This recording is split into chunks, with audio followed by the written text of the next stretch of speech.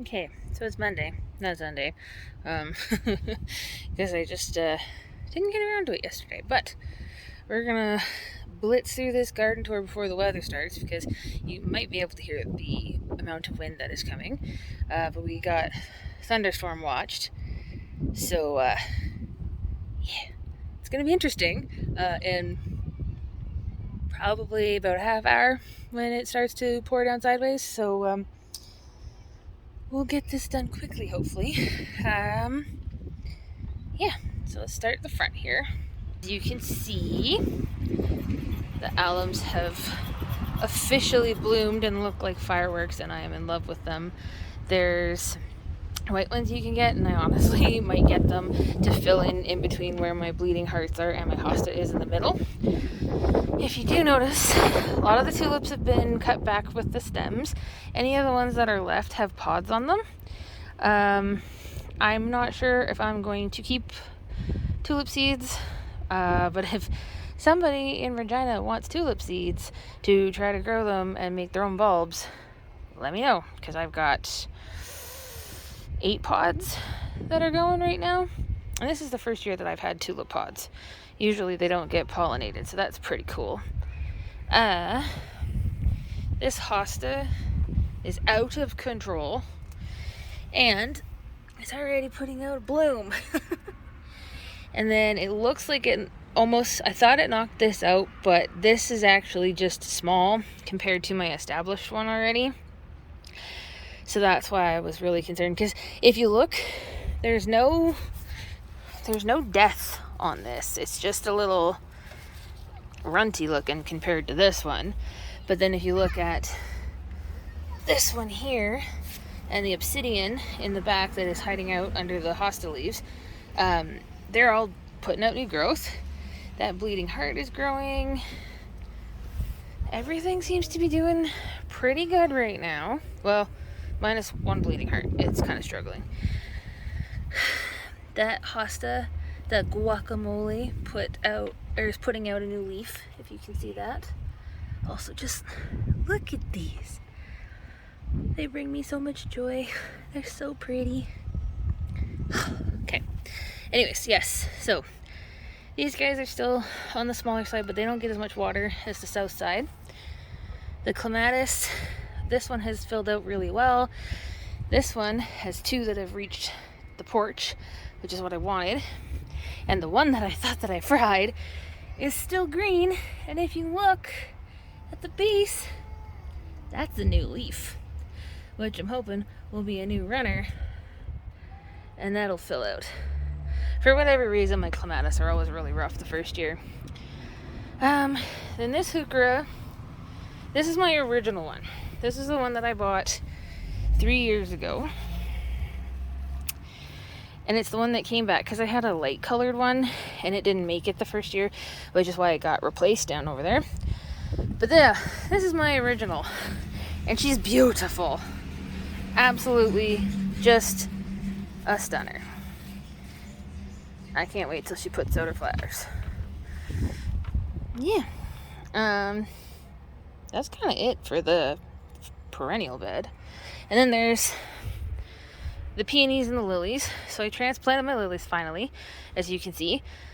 The pink ones are pretty much done. There's a couple more blooms of them that are going to go. The orange ones are spent. And then the dark pink ones, the Lily Look Tiny Dancer, so pretty. And the black ones are getting ready to bloom. They've all got buds on them. And then I planted sunflowers in this corner. And if you'll notice, my peony is covered because we are treating it for botrytis. It's a fungal disease from too much moisture. So it is possible to treat. However, not sure if it's too far gone at this point. So it is remaining covered because we want to try to mitigate moisture on it right now. It's been sprayed. It's going to get sprayed once every week, every 7 days, no more than 10 times a year. So fingers crossed that the very expensive peony makes it. But if it doesn't, that's okay.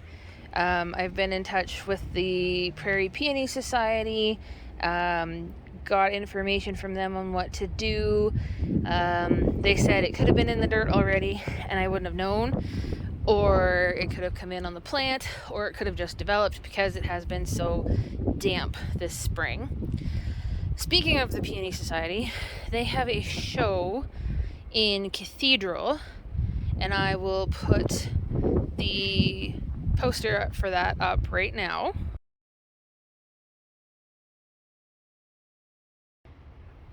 So yeah, they have a show coming up. I already talked to one of the ladies behind the Peony Society. Well, I shouldn't assume ladies. I was talking to somebody, and they said that if you're interested, come on down. They're going to be there on the 25th and 26th, that weekend, end of June, in Cathedral. And it should be really nice because there should be a lot of pretty plants. So if you're in the area and you want to check it out, you definitely should. Now, we're going to whip up to the porch here. And as you can see, there's nothing in that pot. I'm pretty sure that root ball is dead. Thankfully, last year in my very first garden tour video ever, I mentioned what kind of canna lily it is, so I do plan on going to get a replacement bronze leaf orange canna, because I was so in love with that in that spot last year, so I'm going to do it again. The callas in this pot are doing amazing. Those ones are waking up too. If you can take a peek there. This canna is doing wonderfully. The canna that I bought is growing. This one here, I just put some water in here. Not very well, apparently, but this one I did kind of poke around. The rhizomes are growing, they just don't have leaves up yet. So this one's gonna come up. This one's doing well. That one's, as you can see, growing more leaves. It's just this one that didn't make it. And yes, I don't have my dahlias up here yet, but my dahlias need to be repotted and deadheaded, which you will see in just a few seconds when we head out to the back. So things are a little different back here. Got some stuff moved around, got some stuff up potted. As you can see, dahlia needs a little love. Everything back here is really dry, because we were supposed to get rain all day and then didn't. But if you look over there, it's coming. So when I'm done this, everything's gonna get a cursory drink and then get some water from the sky. So, do a quick bomb around the back here. We've got tomato basil marigolds, peppers that do not look very happy, more tomatoes, basils, eggplant, peppers, pansies, more pansies. We've got nasturtiums starting to pop up. If you can see, there's tiny little green spots in there, and then when we get over there you can see more of them. I planted my lettuces. I have my plants from the grow tent out. Again, hardening those off. More peppers and tomatoes. I somehow ended up with 13 tomato plants, and I'm still not entirely sure how. Anybody who knows me though is like, really? You really don't know how? Really? Because apparently it's a very me thing to end up with a bunch of tomatoes. Then, this is a new addition this week. I've been trying, anybody who knows me knows I've been trying to get my garage usable to grow something somehow. Because I have such a limited space, I really want to try to utilize as much as possible. So I found this pattern. It's called a bramble basket, and I had some yarn that I purchased that was not the right color that I was looking for, so I figured I would make these bags, and I'm going to nestle pots in them and then put the herbs that are on my shelf here into them and then have them grow along the side here. The sump is going to get put in with the duck boarding so it won't be so messy, and then I'm hoping that that will give me enough space to maybe plunk some pots along the edge here so that I don't trip over everything. But this will get reordered and shuffled around, and y'all know how I do. So then in the north bed here we have brassicas all coming up.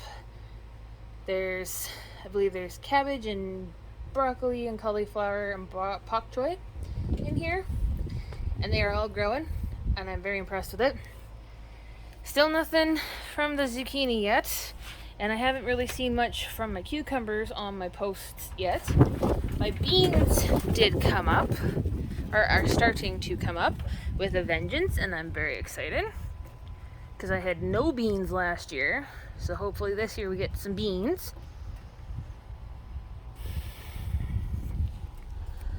And so now get the rubber boots.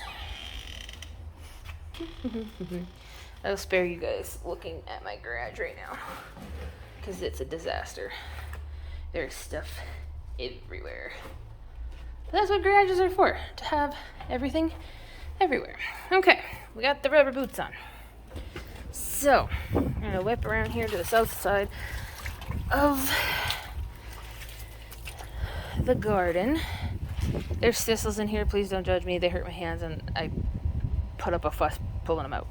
So we have corn coming up.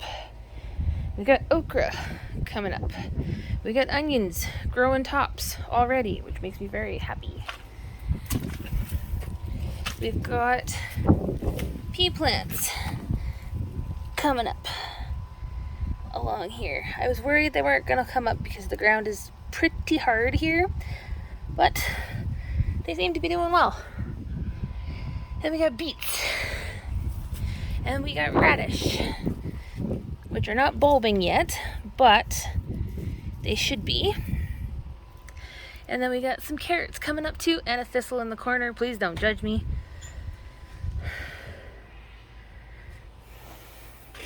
And then potatoes are coming up.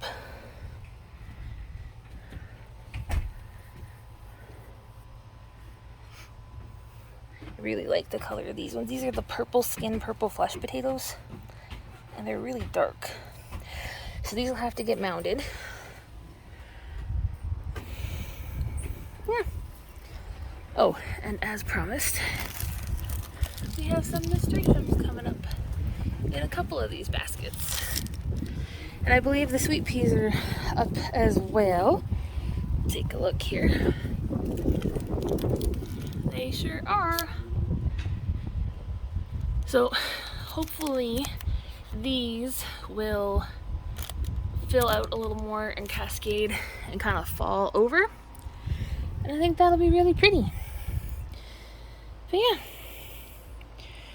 it's a little bit rushed today, but I am trying to get ahead of the weather that is impending. But yeah, this is the week 3 update. Stuff is growing, stuff is happening, and that is exciting. And before I know it, I'm going to be inundated with all of the things growing, and I won't know what to do. But that is the fun of gardening. So anyways, I will leave you guys with that this week, and I will see you in the next one. I hope you guys have a great week. I'll see you later.